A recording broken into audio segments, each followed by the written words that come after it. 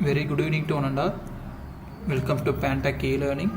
I am Kamalesh from pantechelearning. Today I am going to take you how we can implement the full architecture. That is, if you take a machine learning, generally they have some architecture. Based on that only you have to train your data set.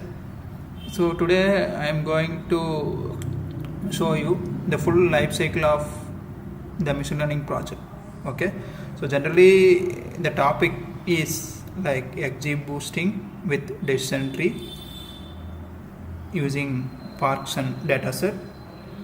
So regarding dataset, if you are following this channel, we already know how you can download the dataset using a Kaggle website. So today, the day 22, still we have 8 projects to implement. That is 8 project awareness program. So if you are new to this channel, please subscribe the channel and hit a bell icon. So let me enter into the session. First of all, I need to tell about the sponsor of this webinar, IETE, Institution of Electronics and Telecommunication Engineering, and the topic is XGBoosting with decision tree using Parkinson Dataset. So here I am going to teach you just a topic only, but I am going to teach you full life cycle of the machine learning project. Generally, if you are taking a machine learning project, before that you need to know some introduction part to machine learning, right? So generally, if you take a machine learning, we have totally 3 types: supervised learning, unsupervised learning, and reinforcement learning. Hope you guys will be know about those things. So here I am using supervised learning type only. Okay, so generally if you are taking supervised learning, we have a classification regression, and unsupervised learning we have a like association and clustering. So in supervised learning only we are going to use this prediction result using Parkinson Dataset. So first of all, you need to know what are the index of this webinar. First we need to know the main objective of the project, and existing system and proposed system, module explanation, and project demo. Okay, before we entering into this, I am going to teach you the process of full complete life cycle of machine learning project. So for that purpose I am using the Paint. In Paint I am using, so first of all we need data set. Hope everybody will know about this. So whenever you need to train the machine learning algorithm, we need a data set. So data set with output means it's a supervised learning. Data set without output, it's unsupervised learning. Here we are having a data set. So in this data set I am going to use some life cycle, that is some steps of the machine learning project. So after you are getting the data set, you can't directly train your machine learning algorithm, and you can't directly predict your output result. Okay, so in this data set we are going to, just wait a minute, I will show you the data set to you. Here I am having a link, Parkinson Dataset disease identification. Here I am having some different type of data set, like attributes, okay, MVD, and it's just a voice of the patient, whether the patient will be attacked by this Parkinson disease or not. Okay, so it's just a voice. Here I am having data sets in different columns. Totally we are having a 24 column. Like this we are having 24 columns as available. So in this 24 column we are going to predict whether the patient will be attacked by Parkinson disease or not. Okay, so for that purpose we are having an output classification in between binary classification only, like 0 and 1. 0 means, hope you guys will be know definitely, the person who not attacked by this PD. So PD is short form Parkinson disease, and one is nothing but the person who attacked by Parkinson, PD. Okay, so this is what about dataset. Here we have a dataset. If you need to download the dataset, you have an option to download. You can use this option to download the dataset. So let's come to the paint. Here you can see I'm having a data. So you can assume that this is our dataset. So first of all, if you need to do any machine learning project, you need to follow some life cycle of the machine learning project. So first of all, you need to move on with feature engineering step. Okay, I will write it in short form, FE, feature engineering step. So basically, what is feature engineering? I hope you guys may know, may not be know, but I will tell you. So basically, feature engineering is nothing but it's the most important steps. Why? Because you are going to analyze your data set. Okay, exploratory data analysis. One of the feature engineering step is exploratory data analysis, EDA part. Okay, so what is the use of this part? Means you are going to know how many columns are available and how many data are important, or what is the mean value, what is the standard deviation value, and what is the median value. Like that, you will get some information about your data set. So whenever you are going to train your machine learning model, you have to know what is the dataset contain. Okay, so that's what we are going to use the feature engineering. One of the most important step, exploratory data analysis. Even though we are having some other steps also in feature engineering, the second step is like handling the missing value. That is, for example, if in our data set we are having a n number of, I'm going to show you the data set. In downloads we are having a data Parkinson. So this is the data set. Here we can see we have n number of datas. Okay, n number of datas. Each patient will be have the name like this 1 2 3 4. Totally each patient have minimum 2, I think so.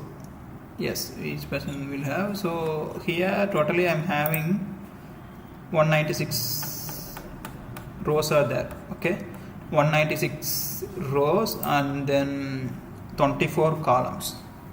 So whenever you are entering into this many rows and columns, definitely you will be have some null values. Okay, either it may be or it may not be, but the checking of missing values is important in feature engineering steps. Okay, so you have to check whether the data having null values or not. It is feature engineering step. And the next step is like handling outliers. Okay, so handling outliers, how we can handle the outliers? Like you can handle your outliers by checking your data set mean value and average value, maximum value, minimum value. So that's it. That is what I already told you. You have to check those values and all. So by checking those values, minimum value and maximum value, you will be comes to know whether you have a handling outliers or not. So basically, what is outlier? In short example, for example, if you have a list, the list will contain like numbers like 0, 1, 2, 3 and 4 and 100 and 5 and 6. So in this step, that is in this list itself, you will be definitely now comes to know what is outlier. So here I am having a data like ranges 1, 2, 3, 4 and 5, 6, but here I am suddenly I am having some unimportant value, that is some different value. Okay, so it's not related to the particular list, so it's a different one. So that is called outliers. Okay, so we need to check whether you have outliers or not. So that is one of the steps in feature engineering, whether you have to check. After that, you need to check if your data set having any categorical value or not. Generally here I think it's not available categorical value. So here we have output status. I think so. It's no, everything in numerical value only. But what is categorical value means, like you will be have, for example, you can take like status, high, low, medium, otherwise gender column, male or female. So like that you need to check. If you have those categorical value means you need to convert the categorical value into an numerical value. That step is called as a categorical encoding. Okay, then after that you need to do normalization and standardization. Okay, so basically what is the use of normalization and standardization means, for example, if your data in the shape, if you are plotting any data, your data in the form of like bell shape, your values will be like this bell shape only. So if you are having this bell shape, you can apply like standardization method. If you are don't having bell shape, you need to move on to the normalization method. Okay, so generally where you use standardization and where you can use normalization, it's a basic definition. But what is the main purpose of these two means, you can easily, that is, you can improve your training rate, training speed and efficiency of fitting also. Okay, that is what we are going to do in this normalization and standardization. Okay, so I hope I said about totally 5 steps in future engineering. Not only this one, but these are all the important steps. Okay, like once again I'm repeating you, like exploratory data analysis and like handling missing value, handling outliers, and then categorical encoding and normalization and standardization. So if you are done these steps, you need to enter into the next step. The next step is somewhat important one, that is future selection. Okay, so here you can see in our dataset we are having a different futures. Here we are having totally minimum 24 futures. Okay, we are having 24 futures. So in this 24 futures, you need to select some important futures, means that is called future selection. Here for future selection purpose, we will have a lot of technique. One of the technique is correlation technique. Correlation is nothing but you just wanna compare your data, that is compare your different future with different data. Okay, for example, I am opening my data set. Here you can see I will compare this data with this one. Okay, how much it's related to. Suppose this first two column will be related to the high important future value, means you can drop either one. Why? Because both are high important futures, means we don't need those data, right? It's not a dramatic change, so that's why we can delete some columns. Okay, so that is called correlation. And not only correlation, we have forward elimination and backward elimination, and then univariate selection. So univariate selection means we have a separate algorithm to select that univariate selection. Like you need to use some other technique like CHI2, chi-square, like that they will call. Using those technique, you can check your accurate score of your each and every futures. Okay, and not only those things, you have a randomized, that is random forest, and then future election with decision tree. You have a separate algorithm for selecting the futures in your data set. Okay, so this is the technique we need to apply for this step, future selection, like correlation, and then we have seen the 6, right?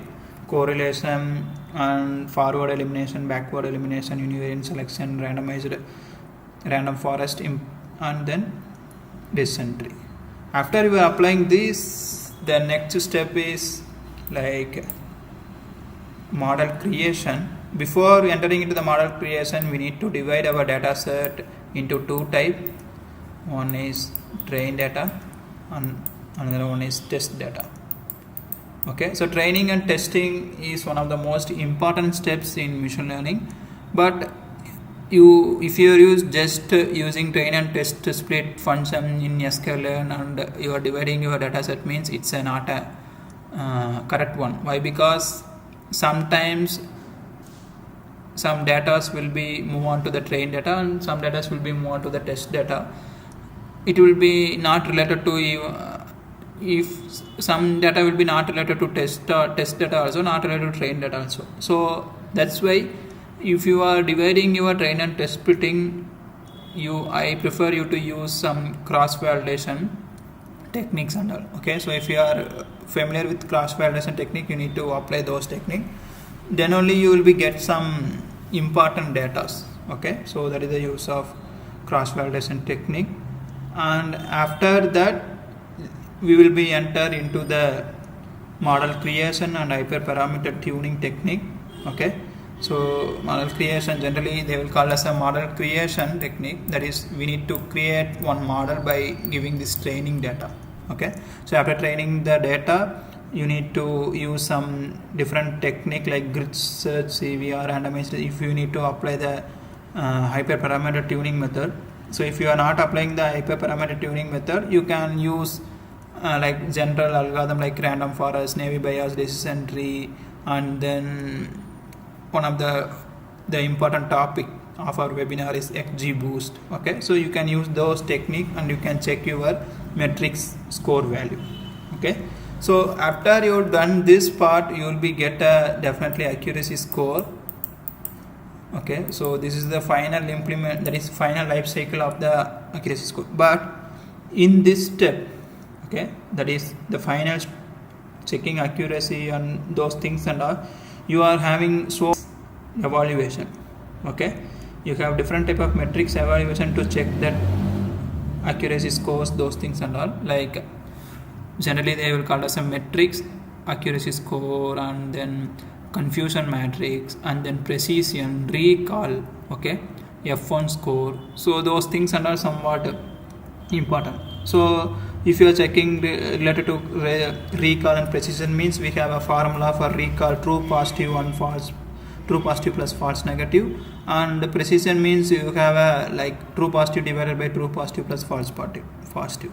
Okay, so like this we are having some steps to understanding how your model is learned, whether it's learned properly or whether it's learned something underfitting or overfitting. So for those purpose, we are going to use technique like confusion matrix. So if you are applying confusion matrix, if you are getting recall as a higher and precision as a lower, means it's not a good one. Always your recall need to down and then precision need to higher value. Okay, so this is the basic architecture or life cycle deployment of machine learning algorithm. Okay, so if you are done this part, definitely we will achieve a nice accuracy score and better prediction result also. Okay, so now I am entering into the PPT. Before that, anybody have any doubt, you may ask using comment section. And one more guys, we are conducting even quiz computation also. So those who are need to attend this computation, you have a link in below the description. Just click that link and check it out.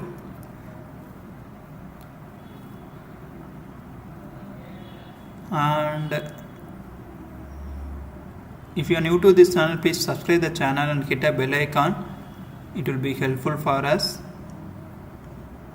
If you like this video, hit a like button. It will be boostful for us. Okay, so better I will be move on to the PPT. I hope everybody will understand. If you have any doubt regarding this, you may ask using comment section. It's a binary, whether null, consider output values also.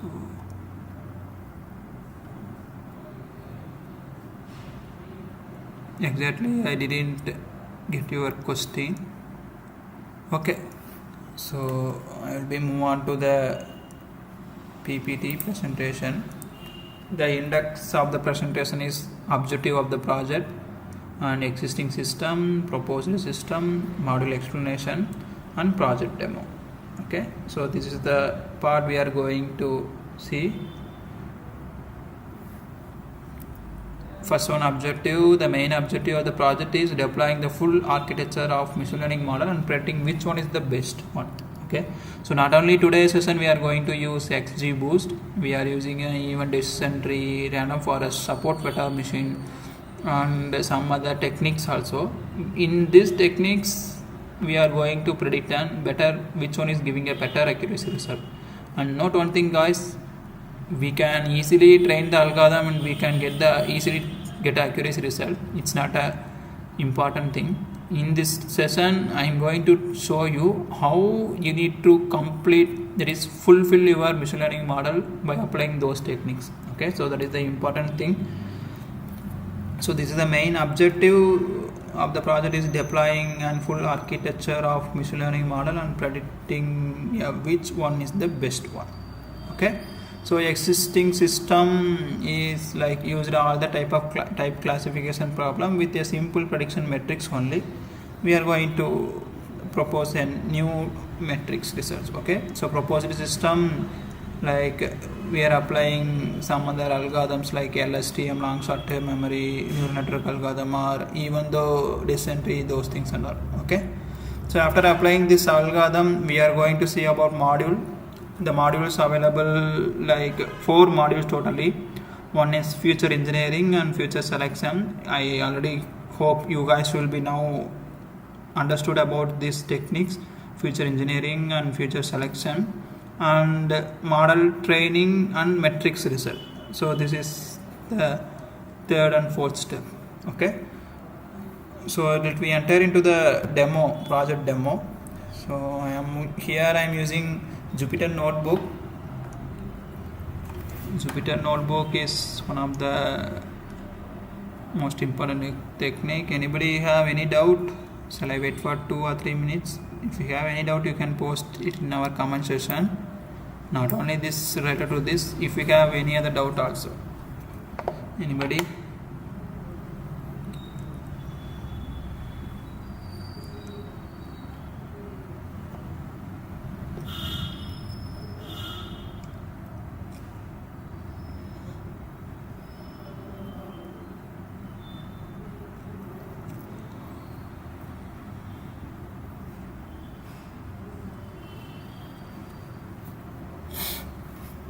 Okay, I'll be move on to the next session.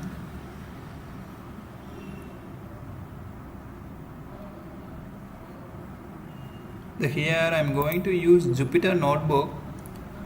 Here you can see the notebook will consist of some packages like NumPy, Pandas, Matplotlib, Cborn. I imported some basic packages and basic algorithm packages also, like logistic regression, KN neighbor classifier, and naive Bayes, Gaussian NB, and decision tree classifier, and then confusion matrix, XGBoost classifier.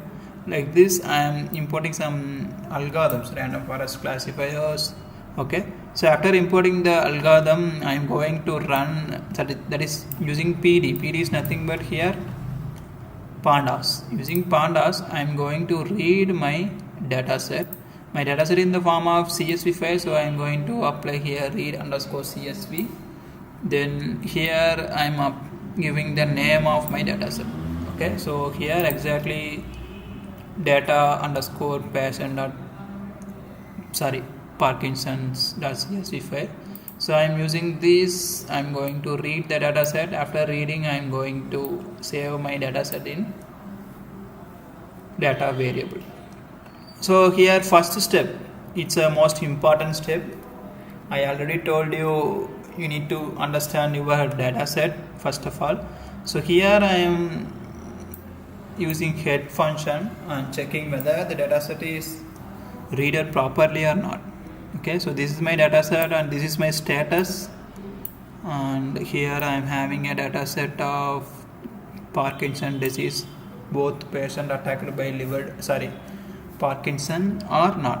If it is a 0 means no, 1 means yes. Okay, now here you can see I am getting the shape like shape of the data. So I am getting totally 195.4. we already see it in our Excel sheet also. Exactly, I am getting 196 and 24 column. Okay, after this I am removing some duplicates also. Yeah, this is also one of the most important technique, removing the duplicates. Why? Because like if you are having null values and duplicates also, you need to remove. Why? Because it's not an important one. So suppose if I use duplicated function and if I checking whether if I have a duplicate in my data set or not, if I check means I'm not getting the duplicates, but it's also most important steps. Okay, then I am checking information. Okay, I am checking the information of the data set. The information is like this is the information: float and then integer. Why I am using this information means if I have any column, I am having a type object. Here you can see I am having a type object type. Okay, so this column you can't train. Using this column you can't train your model. Okay, if you are training means it will be give the error message only.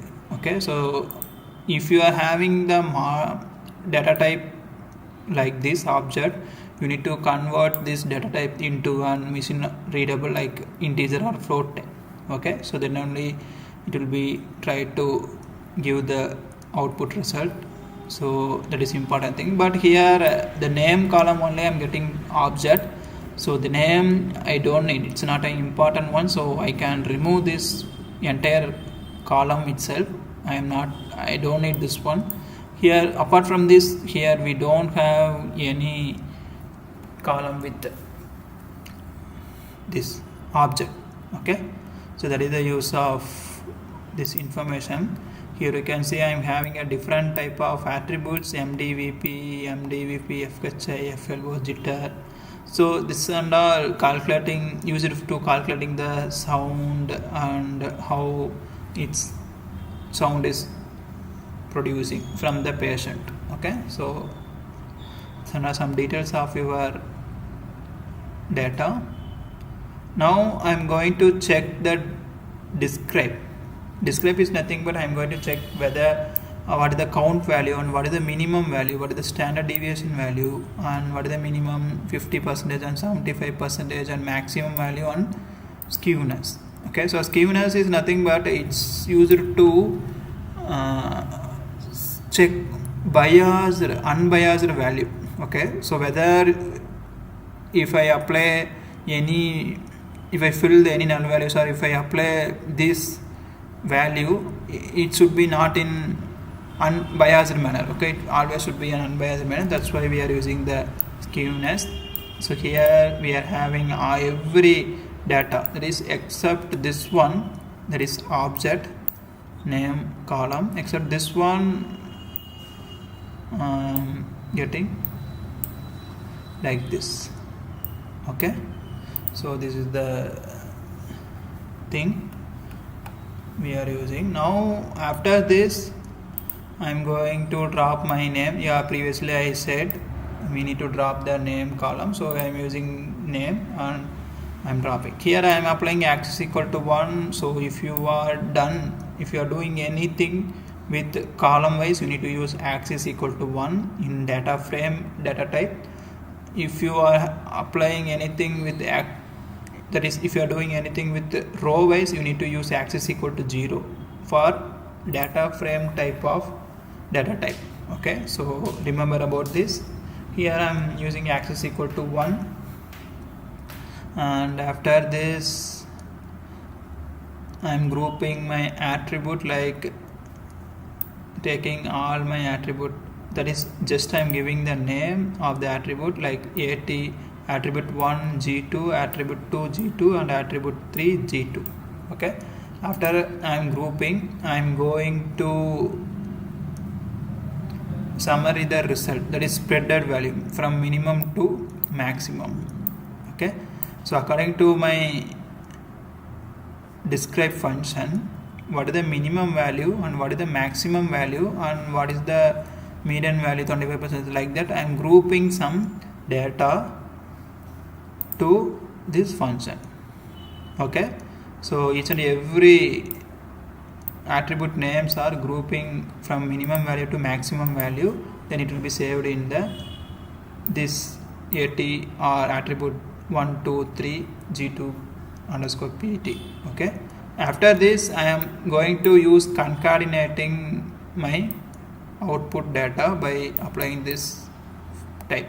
Okay, after concatenating, here you can see I am getting 5 point summary of attribute in group 2 here. So this is my summary, that is minimum value, maximum value of each and every separate data. Okay, so that is just I am taking from minimum to maximum. Okay, so I am having data with like this, I am converting this like this. Okay, then I am going to check the outlier. Yeah, this is one of the important steps. So in future engineering is one of the important steps, checking outlier, right? So here I am going to checking whether the outlier is available or not. Okay, so the outlier is like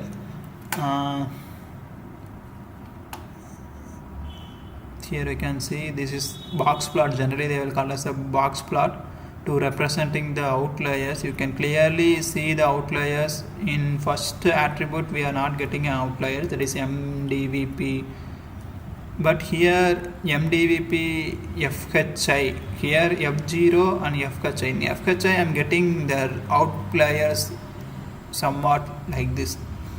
Okay, so these are the outliers, like what I said before using this list, right? The same thing we are happening for this add column. Okay, and here I am getting outlier like this.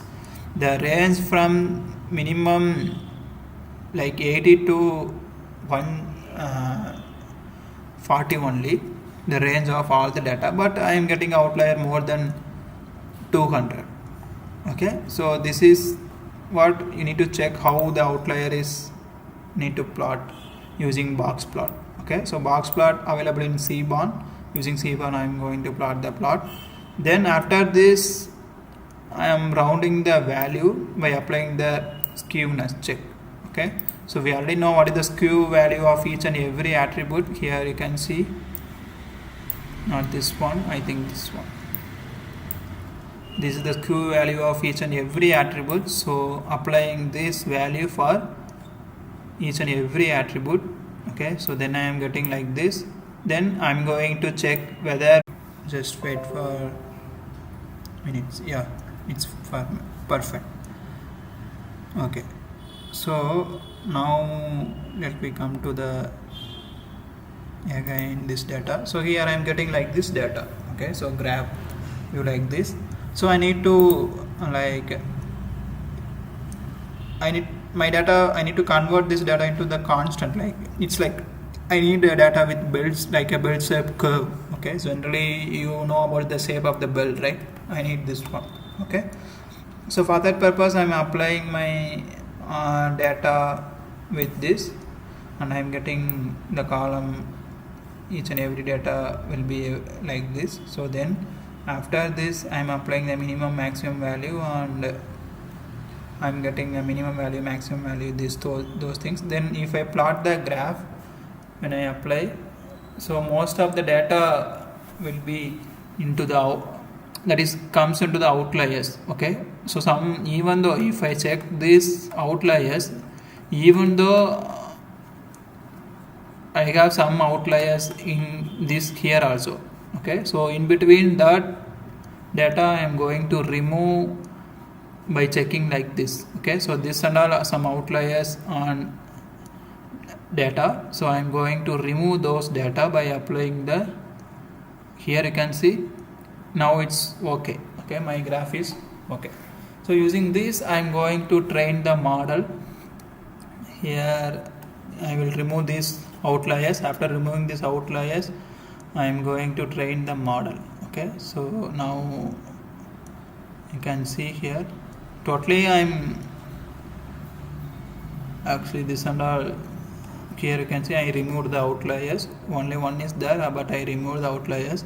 After removing the outliers, I am going to train the model by applying some different type of algorithms. Okay, here everything is repeated, like same thing I am looking for each and every attributes, same thing. That is, I previously we seen for only 2 attributes, but I am doing for all the attributes line by line. Then after this, here just wait a minute, I will enter into the train and test splitting. Okay, so here I am dividing my data. That is, previously I am taking the dependent data and independent data. Sorry, this is independent data and this is dependent data. So after I am taking this, I am going to divide my data set. After dividing the data set, I am checking my data set percentage. Here I am getting 70% and 30%. Then we are going to divide our data set into 2 types. Okay, train and test splitting, as I said before. Then after dividing, here you can see I am going to do standard deviation method. Okay, so we already told you we have standard deviation, and that is we need to do some future scaling. In future scaling we have standard deviation and normalizations are available. Here I am applying a standard deviation. After that standard deviation, I am entering into the first model is logistic regression. So I am training the logistic regression model. I am getting a prediction result, this one. Then after this I am going to check the score value of my model, logistic regression model. Here I am getting 0.81. If I see the logistic regression confusion matrix, I am getting 41 and 08. That is true positive, true negative, false positive, false negative. Okay, so here I am getting 40 true positive and true negative is 8, false positive is 0 and false negative is 11. Okay, so here I am getting the overall classification report of precision, recall, F1 score and support. Okay, I already said to you always precision should be an lower and sorry, just wait a minute, a little bit confused. Okay, so always your data like precision should be an higher and recall should be an lower. Okay, so that one you need to check. Here I am applying a KNN algorithm, K nearest neighbor algorithm. Then I am getting a 0.83% accuracy. Here in previous logistic regression I am getting a 0.81. Here somewhat improvement is there in KNN algorithm. Okay, 0.83. Then confusion matrix is this one, and naive Bayes algorithm I am getting a naive Bayes algorithm output as a 0.60. it's too low. Okay, this is score. Then SVM, one of the most oldest algorithm, here I am getting 0.81. it's nice only for SVM.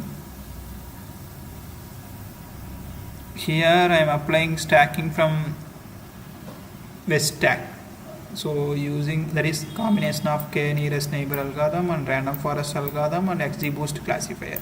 Okay, so after I am applying this, I am getting an accuracy score for model 1, that is K nearest neighbor algorithm is this, and model 2 random forest classifier is this, and model 3 XGBoost classifier is this. So finally I am getting XGBoost classifier as a better accuracy result. Here you can see 84, right? So this is the confusion matrix for, if you see the final output result of your trained algorithm. Okay, here if you can see accuracy score, recall, precision and F1 score. So this is the final result of logistic regression, KNN, naive Bayes, SVM and meta classifier 1, 2, that is combination of 3 algorithm, right? Then random forest, then bagging and AdaBoost, XGBoost. So comparatively, I am getting XGBoost as a 90% accuracy result, and recall, as I said before, recall we need a 1.0 and precision is 87 and F1 score is 93. So I am getting a better accuracy result applying for these algorithms. Okay, so according to our presentation, we looking forward to different type of algorithm and we finally predicted the output result.